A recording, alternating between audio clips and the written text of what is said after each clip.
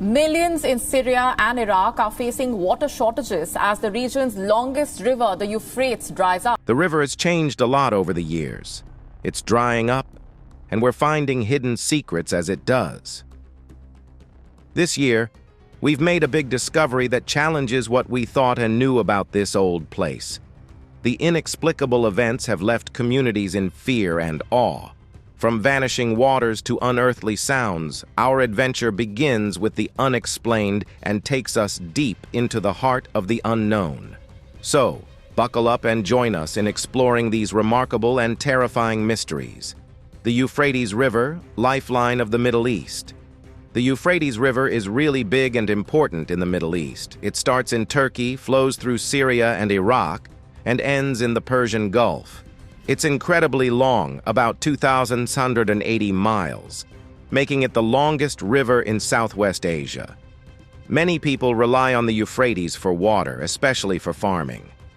People have been using this river to grow things like wheat, barley, millet, and cotton since ancient times. It's not just for farming, though.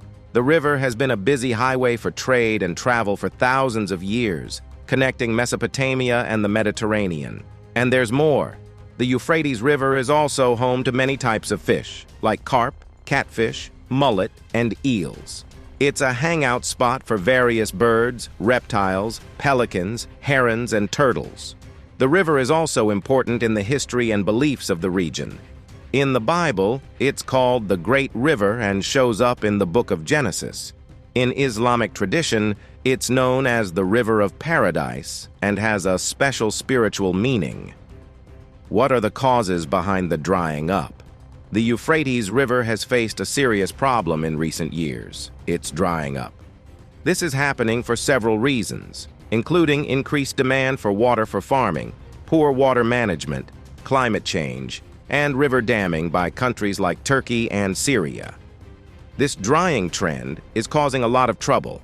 In northern Syria, for instance, the water level is so low that 5 million people are at risk of not having clean drinking water. This is a huge issue, especially since this area used to be called the Fertile Crescent, known for its lushness. With less water, wetlands and marshes are disappearing, and the creatures that depend on them suffer. The drying of the Euphrates is a problem for Syria and Iraq. Droughts affect millions, causing water scarcity, crop failures, poverty, and even tensions between countries. We must address these problems to protect the river, the environment, and those who rely on it. Prophecies relevant to the happenings. Some interesting prophecies in the Bible seem to connect with events happening today. The Bible mentions the Euphrates River multiple times.